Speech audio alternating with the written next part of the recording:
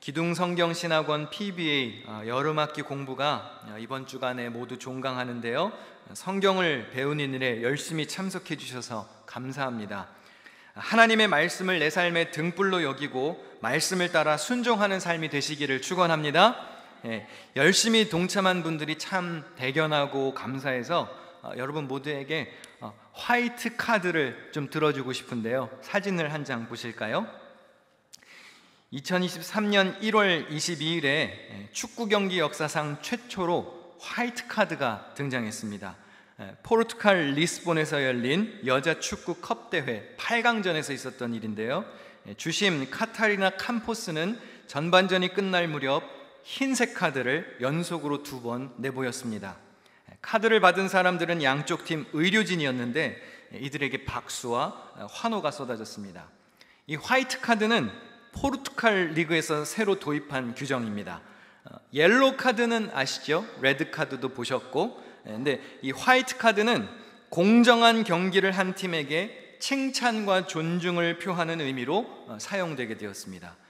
처음 이제 도입된 것인데요. 스포츠 윤리 가치를 향상시키기 위해서 생겨났고 실제 경기에서 사용된 것은 이날이 처음이었답니다.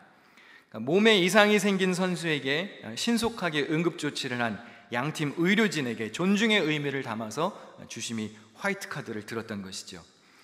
이 화이트 카드 아주 좋은 제도라고 생각됩니다. 옐로우, 레드 카드는 선수들의 행동을 제어하고 또 상황에 따라 경고와 퇴장을 주기 위해서 오랫동안 있었던 제도지만 이렇게 페어 플레이를 장려하는 제도는 처음인 것 같아요. 기사를 보다가 그런 생각이 들었습니다. 교회도 이렇게 화이트 카드 같은 곳이 되면 얼마나 좋을까. 할렐루야. 오늘 할렐루야 찬양대 찬양이 좋았습니까? 좋았습니까? 오늘 옆에 앉은 사람 마음에 들어요? 안 들어요? 들어요. 그렇죠? 오늘 점심 식사가 맛있을 것 같아요? 안 맛있을 것 같아요? 어떻게 하면 막 혼내고 벌 줄까 생각하기보다는 좋은 점을 좀 칭찬하고 높여주는 그런 사랑의 공동체가 되면 얼마나 좋겠습니까? 화이트 카드. 자, 우리 갈라디아서 5장 14절 15절 같이 읽겠습니다. 시작. 모든 율법은 내 몸과 같이 사랑하여라 하신 한마디 말씀 속에 다 들어있습니다. 그런데 여러분이 서로 물어뜯고 잡아먹고 하면 피차 멸망하고 말 터이니 조심하십시오. 서로 헐뜯고 싸우는 건 같이 망하는 길입니다. 그건 하나님이 원하시는 일이 아니죠. 우리 골로새서 3장 13절과 14절도 같이 읽겠습니다. 시작. 누가 누구에게 불평할 일이 있더라도 서로 용납하여 주고 서로 용서하여 주십시오. 주님께서 여러분을 용서하신 것과 같이 여러분도 서로 용서하십시오. 이 모든 것 위에 사랑을 더하십시오. 사랑은 완전하게 묶는 띠입니다. 피차 권면하고 서로 덕을 세우며 평안한 교회를 세워가는 일에 앞장서시기를 바랍니다. 한번 따라해 볼까요? 피차 권면하고 서로 덕을 세우자. 한 번 더 따라합니다. 서로 용납하고 피차 용서하자. 그런 삶의 주인공이 되시기를 축원합니다. 다윗 왕 시리즈 4번째 시간입니다. 승리하세요라는 제목으로 승승장구하는 다윗의 이야기를 살펴보려고 합니다. 뉴욕 기둥교회 성도는 만나면 할렐루야, 헤어질 때는 승리하세요 이렇게 인사하자고 했습니다. 조금 어색할 수는 있지만 자꾸 해보시기 바랍니다. 좋은 의미입니다. 할렐루야, 하나님을 찬양하자는 뜻이죠. 승리하세요, 치열한 삶에서 믿음으로 승리하자는 인사입니다. 무엇을 하든 성도답게 살아야 합니다. 골로새서 3장 17절에 무엇을 하든지 말이나 일에나 다 주 예수의 이름으로 하라고 했습니다. 여러분이 말을 하든지 일을 하든지 예수 믿는 사람다워야 합니다. 인사 한마디를 해도 예수 믿는 사람 향기가 나야 합니다. 한번 따라해 보겠습니다. 할렐루야, 할렐루야, 승리하세요, 승리하세요. 그렇게 인사하시기를 바랍니다. 오늘 본문은 다윗이 하는 전투마다 승리를 거머쥐는 내용입니다. 블레셋을 시작으로 모압, 아람, 에돔 등 원을 그려가며 주변 나라들을 다윗이 평정했습니다. 평화의 왕이라 불리는 솔로몬이 누릴 태평성대의 기초를 아버지 다윗이 잘 다져놓았습니다. 성경은 다윗이 이렇게 승승장구할 수 있었던 이유를 이렇게 설명합니다. 우리 다 같이 읽겠습니다. 시작. 다윗이 어디로 가든지. 할렐루야. 누가 이기게 해주셨습니까? 하나님이 이기게 해주셨기 때문에 다윗이 가는 곳마다 이겼습니다. 왜 헤어질 때 승리하세요 이렇게 인사하라고 하나요? 하나님이 함께 하셔서 여러분이 마주하는 시험과 환난을 이기라는 의미입니다. 하나님이 여러분의 편이 되어주시기를 바란다는 인사이지요. 시편 저자의 고백을 한번 들어보겠습니다. 시편 118편에 여호와는 내 편이시라 내가 두려워하지 아니하리니 사람이 내게 어찌할까. 여호와께서 내 편이 되사 나를 돕는 자들 중에 계시니 그러므로 나를 미워하는 자들에게 보응하시는 것을 내가 보리로다. 한 번만 더 따라할까요? 여호와는 내 편이시라. 이왕이면 가슴에 손을 대고 여호와는 내 편이시라.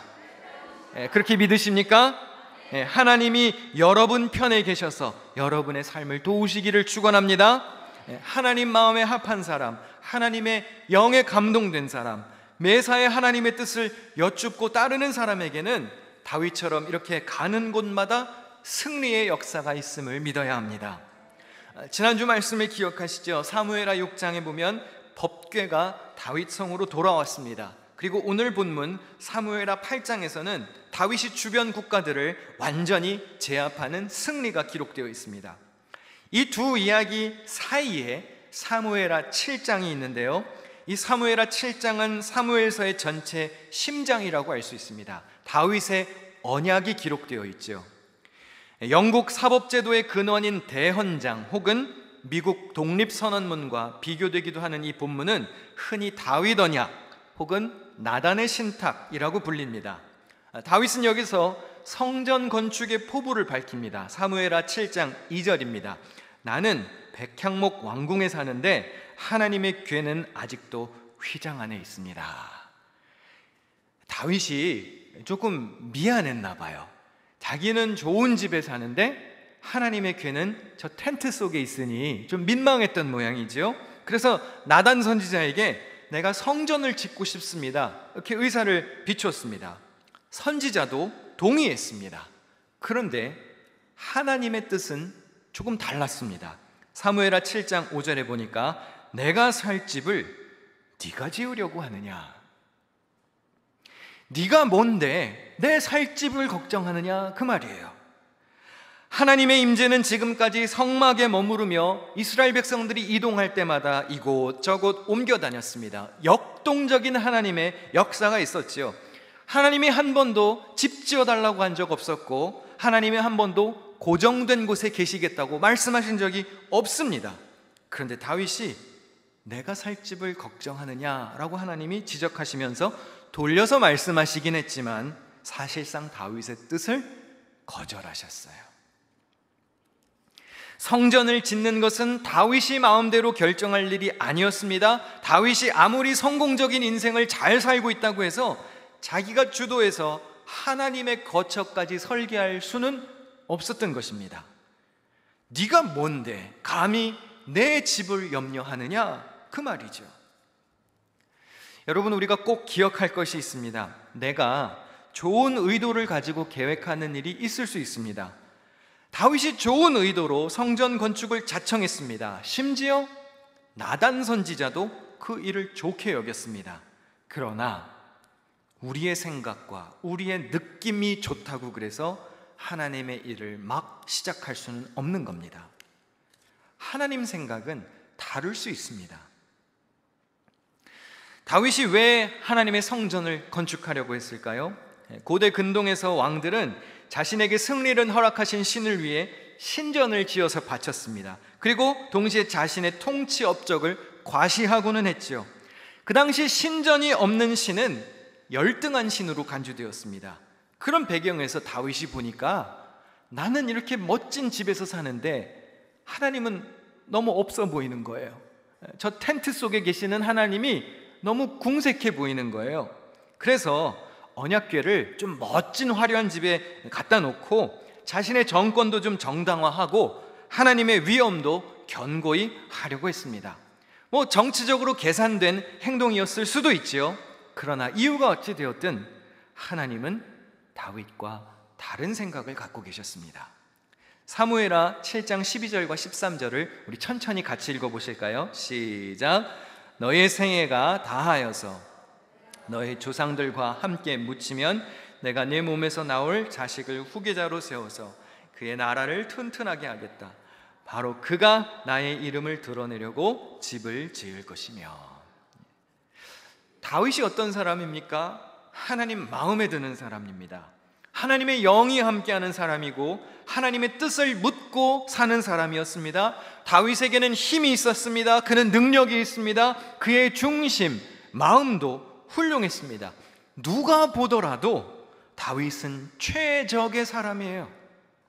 그러나 그래도 하나님이 노하셨습니다. 노하셨어요. 적임자인 것 같은데 노하셨습니다. 여러분, 믿음은 이럴 때 필요한 겁니다. 나의 뜻과 하나님의 뜻이 충돌될 때 내 생각을 접고 하나님의 뜻에 순종하는 태도가 필요합니다. 믿음은 그때 발동하는 것입니다. 이해되지 않는 상황에도 믿음으로 아멘 할 수 있는가? 그게 우리 앞에 놓여진 도전 과제이지요. 성전 건축 자체가 잘못된 것은 아니었습니다. 그러나 하나님이 생각하신 타이밍은 아니었습니다. 모든 건 다 타이밍이죠. 하나님은 다윗의 때가 아닌 그의 아들이 성전을 짓게 될 것이라고 말씀하셨습니다. 우리가 신앙생활하다가 왜 낙심하나요? 왜 신앙생활하다가 실망합니까? 하나님의 뜻을 내 뜻에 맞추려고 하니까 그래요. 하나님이 내가 생각한 타이밍대로 안 움직여 주시니까 실망하는 거예요. 그런데 사실 거꾸로 돼야죠. 우리가 하나님의 시간에 맞춰야죠.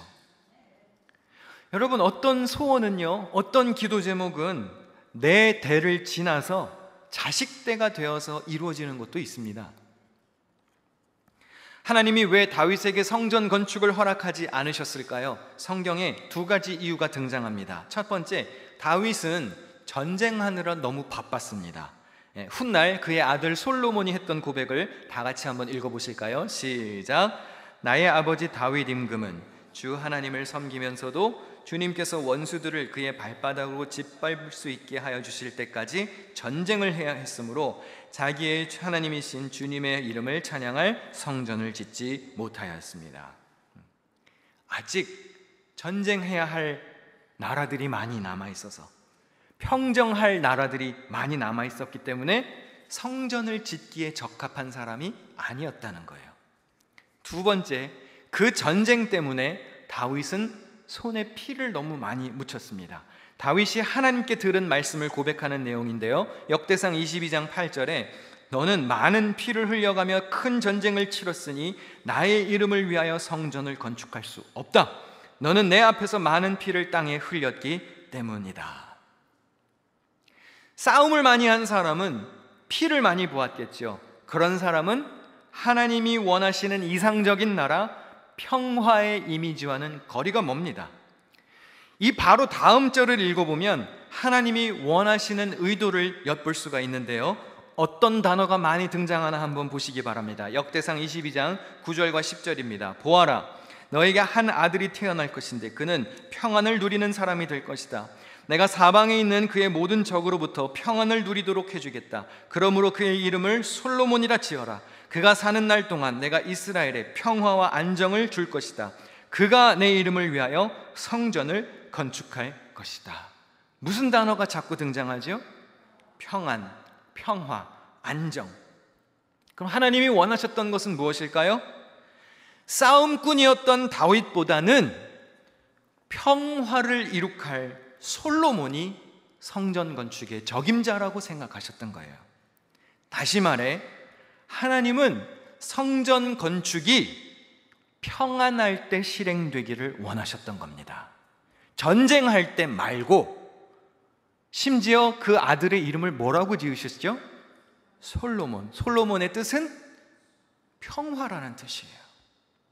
그럼 보십시오.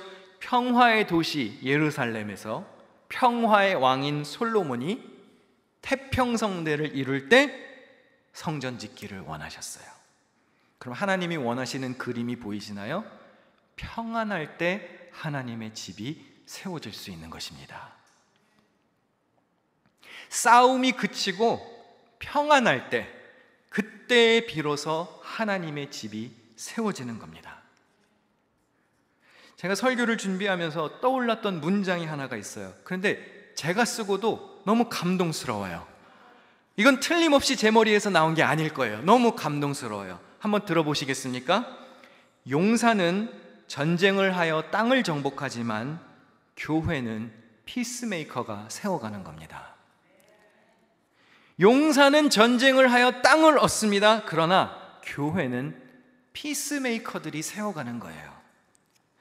아무리 하나님이 사랑하시는 사람 다윗이라고 해도 싸움의 사람에게 하나님의 집을 짓게 할 수는 없는 겁니다. 제가 늘 반복하면서 외치는 말이 있습니다. 여러분, 교회는 평안해야 합니다. 할렐루야! 교회는 평안해야 합니다. 제가 웬만한 것은 다 자비를 베풀고 용납할 수 있습니다. 그러나 평안을 깨는 것은 타협할 수 없어요. 그건 하나님이 원하시는 일이 아닙니다. 교회의 분쟁을 일으키고 평안을 깨는 자는 함께 할 수 없습니다. 공동체를 분열시키고 싸움을 조장하는 자는 하나님이 원하시는 사람이 아닙니다. 골로새서 3장 15절 말씀 다 같이 읽겠습니다. 시작. 그리스도의 평강이 너희 마음을 주장하게 하라. 너희는 평강을 위하여 한 몸으로 부르심을 받았나니. 우리가 왜 이 자리에 함께 모여 있습니까? 평강을 위하여 부름을 받은 것입니다. 하나 된 교회, 하나의 공동체로 부름을 받은 것입니다. 에베소서 4장 3절도 같이 읽습니다. 시작. 평안에 성령이 하나 되게 하신 것을 힘써 지키라. 할렐루야. 여러분, 매주 주보에 보면 우리 교회 비전 10가지가 인쇄되어서 나갑니다. 7번 비전이 뭔지 아시나요? 7번 비전? 제 얼굴에는 7번 비전이 안 써 있고요. 주보를 보시는 게 좋겠죠. 주보에 뭐라고 나와 있습니까? 7번 비전. 시작. 네. 평안하여 든든히 서가는 교회, 다양한 모습으로 섬기며 분쟁이 없는 교회. 여러분이 정말 우리 교회의 공동체의 일원이라면 이 비전에 동참하셔야 합니다. 교회는 평안해야 합니다. 초대교회가 어떻게 성장했죠? 사도행전 9장 31절에 보면 교회가 평안하여 든든히 서갔고 주를 경외함과 성령의 위로로 진행하여 수가 더 많아졌다고 했습니다. 사도 바울이 고린도 교회 성도들에게 했던 조언입니다. 고린도전서 12장 25절 분쟁이 없고 오직 여러 지체가 서로 같이 돌보게 하셨느니라. 한번 질문해 볼게요. 여러분, 우리 교회가 성장하고 부흥하기를 원하시나요? 우리 교회 얘기인데 여러분, 우리 교회가 정말 성장하고 부흥하기를 원하시나요? 그러면 평안을 위해 힘쓰셔야 합니다. 잘 들으세요. 교회는 분쟁이 없을 때 크는 거예요. 왜 예루살렘 성전을 하나님이 평안할 때 짓기를 원하셨을까요? 하나님의 집은 평안할 때 세워지는 거예요. 싸우는 교회가 성전 건축할 수 없습니다. 그건 옳지도 않아요. 우리 교회가 발전하는 것이 싫고 성도가 늘어나는 것이 싫으면 간단합니다. 평안을 깨시면 됩니다. 툭하면 시비 걸고 툭하면 싸우면 됩니다. 그러면 교회 어렵지 않게 무너집니다. 그런데 그런 게 아니시라면 화평케 하는 자가 되셔야 합니다. 예수님의 말씀이죠. 화평케 하는 자가 복이 있다고 그랬습니다. 그가 하나님의 아들이라 일컬음을 받는다 그랬어요. 하나님의 자녀는 어떤 사람입니까? 화평하게 하는 자입니다. 평안한 교회, 분쟁이 없는 교회를 이루는 일에 온 성도들이 한 마음이 되실 수 있기를 축원합니다. 다윗의 뜻이 거절되었어요. 하나님, 나 성전을 짓고 싶어요. 근데 하나님이 노 하셨습니다. 그런데 하나님이 더 놀라운 약속을 해주십니다. 사무엘하 7장 11절을 다 같이 읽겠습니다. 시작. 이전에 내가 이스라엘에게 사사들을 세워준 때와는 달리 내가 너를 너의 모든 원수로부터 보호하여서 평안히 살게 하겠다. 그뿐만 아니라 나 주가 너의 집안을 한 왕조로 만들겠다는 것을 이제 나 주가 너에게 선언한다. 하나님이 다윗을 기특하게 생각하셨던 것 같아요. 그래서 다윗은 하나님, 제가 하나님 집 지어 드릴게요 그랬는데 하나님이 거꾸로, 아니, 내가 너의 집을 세워줄게 그러셨어요. 그 집은 성전과 같은 건축물을 말하는 게 아닙니다. 하나님이 다윗과 그의 후손들이, 그의 집안이 영원히 왕으로 통치할 수 있는 영광스러운 기회를 주신다는 거예요. 다윗 언약을 다 같이 세 번역으로 읽어보겠습니다. 시작. 내 집과 내 나라가 내 앞에서 영원히 이어갈 것이며 내 왕위가 영원히 튼튼하게 서 있을 것이다. 할렐루야. 다윗이 하나님의 집을 짓는 것보다 더 중요한 것이 있습니다. 하나님이 보시기에는 영원히 그 집이 견고하게 설 수 있는 믿음의 기초가 필요하셨어요. 그래서 다윗의 집안을 먼저 세우시겠다는 겁니다. 여러분, 베드로가 예수님께 했던 신앙 고백을 기억하시죠? 주는 그리스도시요 살아계신 하나님의 아들이시니이다. 예수님이 뭐라 그러셨죠? 복되도다. 너희 그 신앙 고백 위에 내 교회를 세우겠다 그러셨어요. 교회도 믿음의 기초 위에 세워지는 것처럼 하나님도 다윗이라고 하는 집안, 그 왕조를 통해 하나님 마음에 드는 믿음의 가문 위에 하나님의 집이 세워지기를 원하셨던 거예요. 하나님은 다윗의 집을 세우심으로 먼저 그와 그의 후손들을 바른 길 위에 세우시기를 원하셨습니다. 다윗의 집이 올바른 기초 위에 세워질 때 하나님의 집이 비로소 제 기능을 발휘할 수 있는 것입니다. 하나님은 지금도 당신이 영원한 영광을 세우실 하나님의 사람, 하나님의 백성, 당신의 집안, 당신의 가정, 당신의 사람을 찾고 계십니다. 다윗 언약을 통해 다윗 왕조가 계속 이어져 나갈 수 있도록 하셨습니다. 훗날 나라가 갈라지고 남북으로 갈렸을 때도 남유다는 하나님의 약속대로 다윗의 혈통이 계속 왕위를 이어갔습니다. 훗날 신약시대에 와서는 다윗의 혈통을 통해 누가 태어나지요? 메시아이신 예수 그리스도가 다윗의 집안에서 나옵니다. 하나님이 다윗에게 이토록 놀라운 약속을 해주시는 거예요. 너의 집안을 세워주겠다는 것이죠. 우리가 하나님의 약속 안에 거할 때 하나님의 역사가 쓰이게 되는 것이고, 그 안에 거할 때 참된 승리가 나타나는 것입니다. 여러분, 하나님 없이 잘 나가는 인생은 아무 의미가 없습니다. 그런 성공은 위험한 것이고 언제 사라질지 모르는 성공입니다. 다윗의 언약을 받았던 다윗 후손들 중에도 하나님의 품을 떠나 살았던 왕들은 실패했고 패배를 경험했습니다.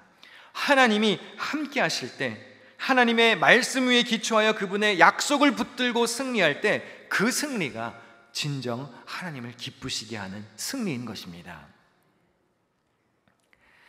사랑하는 성도 여러분, 시험과 어려운 일을 당할 수 있습니다. 그럴 때 어떻게 해야 할까요? 하나님을 붙들고 살아야 승리할 수 있습니다. 주님과 함께 싸워야 이 험한 세상을 이길 수 있는 것입니다. 우리 반주하시는 분들 준비해 주시면 좋겠는데요. 여러분, 때로는 다윗처럼 여러분의 순수한 의도가 거절당할 수도 있어요. 사실 다윗의 의도가 뭐가 잘못됐습니까? 하나님, 난 이렇게 좋은 집 살고 당신은 이렇게 초라한 곳에 계신데 제가 영광스러운 집 지어드릴게요. 그 좋은 의도잖아요. 그런데 아무리 좋은 것이라도 하나님께 거절될 수 있어요. 생각대로 일이 잘 안 풀릴 수도 있습니다. 그러나 믿음은 그럴 때 필요한 것입니다. 그럴 때에도 우리는 하나님의 뜻을, 하나님의 선하신 뜻을 믿고 의지해야 합니다. 합력하여 선을 이루실 주님을 믿고 주님이 사랑하는 당신의 백성들과 자녀들을 망하지 않는 길로 인도하신다는 사실을 믿어야 합니다. 왜 바쁘고 힘들고 더워 죽겠는데 성경 공부하라고 했을까요? 목사님, 전도사님들도 이거 준비하는 거 힘들어요. 어제도 마지막 수업 준비하신다고 밤늦게 가시는 것 같은데 이거 준비하려면 공부 많이 해야 됩니다. 책도 많이 봐야 되고요. 설교 한 편 준비하는 것보다 어렵습니다. 왜 말씀 배우게 했을까요?